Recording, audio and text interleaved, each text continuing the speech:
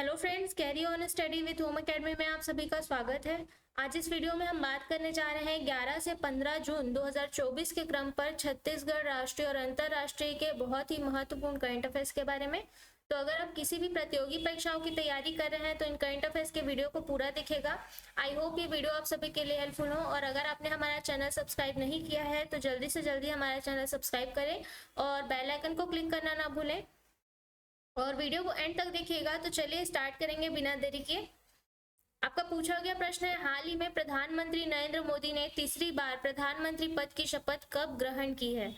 तो याद रखिएगा 9 जून 2024 को इन्होंने प्रधानमंत्री पद की शपथ जो है ग्रहण की है। और ये जो प्रधानमंत्री पद की जो शपथ है इनको राष्ट्रपति द्रौपदी मुर्मू ने ग्रहण करवाई है। और नरेंद्र मोदी जो है अक्टूबर 2001 से मई 2014 तक गुजरात के सबसे लंबे समय तक मुख्यमंत्री रहे हैं, याद रखिएगा। ठीक है। और याद रखिएगा कि 2014 में प्रधानमंत्री के रूप में अपने पहले कार्यकाल में उन्होंने स्वच्छ भारत मिशन की शुरुआत की थी। ठीक है। और याद रखिएगा कि प्रधानमंत्री मोदी जो है सांसद में 292 सीटों के साथ एनडीए गठबंधन का नेतृत्व कर रहे हैं, याद रखिएगा। और इससे पहले 2014 और 2019 के लोकसभा चुनाव में भाजपा ने क्रमशः 282 और 303 सीटें हासिल करके अपने दम पर जो है पूर्ण बहुमत हासिल किया था। ठीक है। और इस समय जो है 292 सीटों के साथ जो है एनडीए गठबंधन का नेतृत्व किया है प्रधानमंत्री नरेंद्र मोदी ने। ठीक है। तो चलिए स्टार्ट करेंगे, आगे बढ़ते हैं, अगला प्रश्न देखते हैं। इतने फैक्ट आप याद रख लीजिएगा। अगला प्रश्न है आपका, कृषि विश्वविद्यालय में 12 जून को 3 दिवसीय राष्ट्रीय आम महोत्सव का शुभारंभ किसने किया है? तो याद रखिएगा इसका शुभारंभ जो है कृषि मंत्री रामविचार नेताम ने किया है। ठीक है। याद रखिएगा 12, 13 और 14 जून 2024 को जो है कृषि महाविद्यालय परिसर यानी कि इंदिरा गांधी कृषि महाविद्यालय में जो है रायपुर में आयोजित किया गया। विस्तार पर बात करेंगे। इंदिरा गांधी कृषि विश्वविद्यालय में आयोजित राष्ट्रीय आम महोत्सव में 150 से अधिक किस्मों के जो आम हैं, आम से बने 56 व्यंजनों का प्रदर्शन किया गया। ठीक है। और याद रखिएगा कि इस महोत्सव में आम की 5 गुठलियां लाने पर एक आम का फल दिया जा रहा था। ठीक है। और साथ ही याद रखना है कि महोत्सव में प्रतिभागी जो है न्यूनतम 10 आम प्रति किस्म के साथ भाग ले सकते हैं इस महोत्सव में, तथा आम से बने व्यंजनों की प्रतियोगिता में न्यूनतम 250 ग्राम आम के उत्पाद को पंजीयन कर शामिल हो सकते हैं। ठीक है। तो इतना फैक्ट आप याद रखेंगे। अगला प्रश्न देखते हैं आपका, हाल ही में नेशनल स्विमिंग रैंकिंग चैंपियनशिप में राज्य के लिए किस जिले की भूमि गुप्ता ने ब्रॉन्ज मेडल जीता है? तो याद रखिएगा ये है कोरबा की। ठीक है। कोरबा की भूमि गुप्ता ने नेशनल स्विमिंग रैंकिंग चैंपियनशिप में ब्रॉन्ज मेडल जीता है। ठीक है। विस्तार पर बात करेंगे। 3 दिवसीय द्वितीय नेशनल स्विमिंग रैंकिंग चैंपियनशिप का आयोजन जो है 10 जून से उड़ीसा में किया गया था। ठीक है। याद रखिएगा कि इसमें छत्तीसगढ़ के 4 तैराकों की टीम ने हिस्सा लिया था, जिसमें इस टीम में बिलासपुर के 2 रुद्राक्ष साहू और आरव शर्मा। ठीक है। बिलासपुर के 2 तैराक हैं, रुद्राक्ष साहू और आरव शर्मा, और रायपुर के निखिल और कोरबा की भूमि ने भाग लिया था। ठीक है। और भूमि ने 18 वर्ष से अधिक आयु वर्ग में 50 मीटर बैक स्ट्रोक में 33.38 सेकंड का समय लेकर तीसरा स्थान प्राप्त किया है। ठीक है। और ब्रॉन्ज मेडल जीता है। चलिए अगला प्रश्न आपका है, छत्तीसगढ़ राज्य में गौ वंश की रक्षा और संवर्धन के लिए कितने गौ अभ्यारण्य की स्थापना की जाएगी? तो आपको पता होगा कि मुख्यमंत्री विष्णुदेव साय जो सरकार है इन्होंने गौ अभ्यारण्य की स्थापना करने की बात कही है। तो हर संभाग में एक एक गौ अभ्यारण्य यानी कि 5 संभाग के हिसाब से हर संभाग के एक एक जिले में एक एक गौ अभ्यारण्य जो है स्थापित किया जाएगा, यानी कि कुल 5 गौ अभ्यारण्य जो है अभ्यारण्यों की स्थापना की जाएगी। ठीक है। विस्तार पर बात करेंगे। मुख्यमंत्री विष्णुदेव साय ने राज्य के सभी संभागों के एक एक जिले में गौ अभ्यारण्य की स्थापना किए जाने की बात कही है। उद्यानिकी फसलों को बढ़ावा देने के लिए सेंटर फॉर एक्सीलेंस की स्थापना भी की जाएगी। और राज्य के 3 जिलों महासमुंद, धमतरी और कबीरधाम में जल्द ही ई गिरदावरी का कार्य पायलट प्रोजेक्ट के रूप में प्रारंभ होगा। ठीक है। इसी के तहत याद रखिएगा गिरदावरी जो है ई गिरदावरी जो है ये टेक्निकल एक फॉर्म है जिसमें आपको भूमि से संबंधित जानकारियां प्राप्त होंगी। ठीक है। चलिए अगला प्रश्न आपका देखते हैं। प्राकृतिक सौंदर्य से भरपूर भैंसा दरहा जलप्रपात राज्य के किस जिले में स्थित है? तो याद रखिएगा ये जो है बस्तर जिले में स्थित है। बस्तर के कांगेर घाटी राष्ट्रीय उद्यान के में जो है ये जलप्रपात स्थित है और ये मगरमच्छ के लिए प्रसिद्ध है। विस्तार पर बात करेंगे। बस्तर अंचल के जगदलपुर से दक्षिण पूर्व दिशा में 77 किलोमीटर तथा कांगेर घाटी राष्ट्रीय अभ्यारण्य में 2500 फीट की ऊंचाई पर भैंसा दरहा स्थित है। इसका जो जल क्षेत्र है 4 हेक्टेयर में फैला हुआ है। ठीक है, पहाड़ों की ऊंचाई से गहरी खाई वाली जगह को दरहा कहा जाता है, इसलिए इसका नाम भैंसा दरहा है और ये मगरमच्छ के लिए फेमस है। और याद रखिएगा कि कांगेर घाटी राष्ट्रीय उद्यान में इसके अलावा तीरथगढ़ जलप्रपात भी स्थित है। ठीक है, अगला प्रश्न आपका है। राज्य में 1 नवंबर से लागू होने वाली नई उद्योग नीति में आईटी और फार्मा सेक्टर का हब किस जिले को बनाया जाएगा? तो याद रखिएगा रायपुर जिले को जो है आईटी और फार्मा सेक्टर का हब जो है बनाया जा रहा है। ठीक है, विस्तार पर बात करेंगे। छत्तीसगढ़ में 1 नवंबर को नई उद्योग नीति लागू होगी। साथ ही 12 साल बाद प्रदेश में ग्लोबल इन्वेस्टर्स मीट भी आयोजित किया जाएगा। नई उद्योग नीति लागू करने से पहले सरकार सभी पड़ोसी राज्यों की उद्योग नीतियों का अध्ययन कर रही है। ठीक है, और कोरबा बिलासपुर जो है नया इंडस्ट्रियल कॉरिडोर जो है बनेगा और 24 साल में 702 MOU हुए हैं, याद रखिएगा, जिसमें 115 में प्रोडक्शन शुरू हो चुका है। ठीक है, अगला प्रश्न आपका है। राष्ट्रीय स्तर पर हाल ही में भारत विश्व आर्थिक मंच के ग्लोबल जेंडर गैप सूचकांक में 2 पायदान खिसक कर जो है भारत किस स्थान पर पहुंच गया है? तो याद रखिएगा ये जो है 129वें स्थान पर पहुंचा है, 129th रैंक में पहुंचा है ये। ठीक है, विस्तार पर बात करेंगे। आइसलैंड ने रैंकिंग में अपना श्रेष्ठ स्थान बरकरार रखा है। उसके बाद फिनलैंड, नॉर्वे, न्यूजीलैंड और स्वीडन का स्थान रहा है। भारत आर्थिक समानता के निम्नतम स्तर वाले देशों में से एक है और माध्यमिक शिक्षा में नामांकन के मामले में भारत ने सबसे अच्छी लैंगिक समानता दिखाई है। महिलाओं के राजनीतिक सशक्तिकरण के मामले में जो है भारत 65वें स्थान पर रहा है, 65 स्थान रहा है भारत का। और शैक्षिक प्राप्ति और राजनीतिक सशक्तिकरण मापदंडों में गिरावट के कारण भारत की स्थिति 127वें स्थान से गिरकर 129वें स्थान पर आ गई है। अगला प्रश्न आपका देखते हैं। हाल ही में बीजेपी नेता मोहन चरण मांझी किस राज्य के नए मुख्यमंत्री बने हैं? तो याद रखिएगा उड़ीसा के नए मुख्यमंत्री बने हैं मोहन चरण मांझी। ठीक है, विस्तार पर बात करेंगे। मोहन चरण मांझी ने भुवनेश्वर के जनता मैदान में उड़ीसा के मुख्यमंत्री पद की शपथ ली है। कनक वर्धन सिंह देव और प्रवती परिदा ने भी जो है उप मुख्यमंत्री जो है की शपथ ली है, उप मुख्यमंत्री पद की।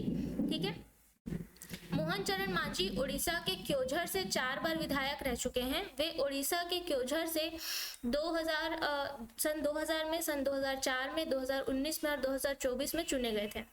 विधानसभा चुनाव में बीजेपी ने 147 में से 78 सीटें जीती हैं और बीजू जनता दल जो है बीजू जनता दल ने 51 सीटें जीती है, जबकि कांग्रेस ने 14 सीटें जीती है। ठीक है, और पूर्व मुख्यमंत्री नवीन पटनायक जो रहे हैं, याद रखिएगा ये इनका कार्यकाल 5 मार्च 2000 से 12 जून 2024 तक जो है रहा है। ये 14वें मुख्यमंत्री रहे हैं, याद रखिएगा उड़ीसा के। ठीक है, अगला प्रश्न आपका देखते हैं। हाल ही में किस अभ्यारण्य को उत्तर प्रदेश के 5वें टाइगर रिजर्व के रूप में स्थापित किया जाएगा? तो याद रखिएगा सुहेलवा वन जीव अभ्यारण्य, इसे उत्तर प्रदेश के 5वें टाइगर रिजर्व के रूप में स्थापित किया जाएगा। विस्तार पर बात करेंगे। बाघों की संख्या के प्रमाण मिलने के बाद सुहेलवा वन्य जीव अभ्यारण्य को उत्तर प्रदेश के 5वें टाइगर रिजर्व के रूप में स्थापित किया जाएगा। यह बलरामपुर, श्रावस्ती और गोंडा जिले में फैला हुआ है। यह घोषणा पीलीभीत टाइगर रिजर्व की 11वीं वर्षगांठ समारोह के दौरान की गई है। इससे पहले उत्तर प्रदेश सरकार ने रानीपुर वन्य जीव अभ्यारण्य में 4थे बाघ अभ्यारण्य को मंजूरी दी थी।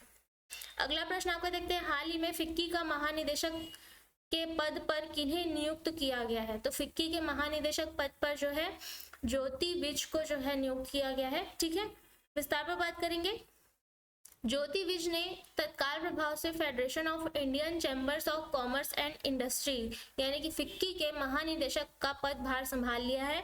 विज जो है वर्तमान में फिक्की में अतिरिक्त महानिदेशक हैं। उन्होंने विभिन्न क्षेत्रों में काम किया है। शैलेश पाठक ने व्यक्तिगत कारणों से फिक्की के महासचिव पद से जो है इस्तीफा दे दिया है। और याद रखिएगा कि फिक्की की स्थापना जो है 1927 में की गई थी और इसका मुख्यालय नई दिल्ली में है। अगला प्रश्न आपका है, जनरल मनोज सी पांडे के बाद 30 जून से कौन सेना अध्यक्ष का कार्यभार संभालेंगे? तो याद रखिएगा लेफ्टिनेंट जनरल उपेंद्र द्विवेदी, ये जो है 30 जून से यानी कि 1 जुलाई से सेना अध्यक्ष का कार्यभार संभालेंगे। ठीक है, विस्तार पर बात करेंगे। लेफ्टिनेंट जनरल उपेंद्र द्विवेदी जो है 2022 से 2024 तक general officer commanding in chief मुख्यालय उत्तरी कमान थे, जिसके बाद वे सेना प्रमुख बनाए गए हैं। ठीक है, 1984 में 1984 में लेफ्टिनेंट जनरल उपेंद्र द्विवेदी को भारतीय सेना की इन्फेंट्री यानी कि जम्मू और कश्मीर राइफल्स में नियुक्त किया गया था। जनरल मनोज सी पांडे 30 जून को पदमुक्त होंगे और उन्हें याद रखिएगा मतलब लेफ्टिनेंट जनरल उपेंद्र द्विवेदी को परम विशिष्ट सेवा पदक और अति विशिष्ट सेवा पदक से भी सम्मानित किया जा चुका है। ठीक है, अगला प्रश्न आपका है, हाल ही में जनरेटरों की बेहतर निगरानी और नियंत्रण के लिए भारतीय सेना द्वारा किस प्रणाली का अनावरण किया गया है? तो याद रखिएगा जनरेटरों की बेहतर निगरानी के लिए विद्युत रक्षक प्रणाली का अनावरण किया गया है भारतीय सेना द्वारा। ठीक है, विस्तार पर बात करेंगे। विद्युत रक्षक को आर्मी डिजाइन ब्यूरो ADB द्वारा विकसित किया गया है। 10 जून को इसे थल सेना अध्यक्ष लेफ्टिनेंट जनरल उपेंद्र द्विवेदी द्वारा लॉन्च किया गया। विद्युत रक्षक एक इंटरनेट ऑफ थिंग्स सक्षम प्रणाली है जिसे जनरेटर की निगरानी, सुरक्षा और नियंत्रण के लिए डिजाइन किया गया है। यह नवाचार परिचालन दक्षता के लिए उन्नत प्रौद्योगिकियों को अपनाने के प्रति भारतीय सेना के समर्पण को दर्शाता है। अगला प्रश्न आपका दिया गया, हाल ही में किस बैंक ने SME डिजिटल बिजनेस लोन जो है लॉन्च किया है? तो याद रखिएगा ये जो है SBI ने लॉन्च किया है SME डिजिटल बिजनेस लोन। ठीक है, विस्तार पर बात करेंगे। SME डिजिटल बिजनेस लोन एक नया उत्पाद है जो लघु और मध्यम उद्यम के लिए 45 मिनट तक का एंड टू एंड मंजूरी टर्न अराउंड समय प्रदान करता है। यह ऋण प्रक्रिया को कारगर बनाने के लिए API एप्लीकेशन प्रोग्रामिंग इंटरफेस के एक पारिस्थितिक तंत्र का जो है लाभ उठाता है। SME digital business loan bank के सभी चैनलों के माध्यम से ग्राहकों के लिए सुलभ होगा, याद रखिएगा। और SBI ने डेटा संचालित क्रेडिट मूल्यांकन इंजन भी विकसित किया है। अगला प्रश्न आपका अंतरराष्ट्रीय स्तर पर हाल ही में विश्व बाल श्रम निषेध दिवस कब मनाया गया है? तो याद रखिएगा 12 जून को हर साल विश्व बाल श्रम निषेध दिवस मनाया जाता है। ठीक है, विस्तार पर बात करेंगे। विश्व बाल श्रम निषेध दिवस जागरूकता बढ़ाने और बाल श्रम के सभी रूपों को समाप्त करने के प्रयासों को संगठित करने के लिए मनाया जाता है।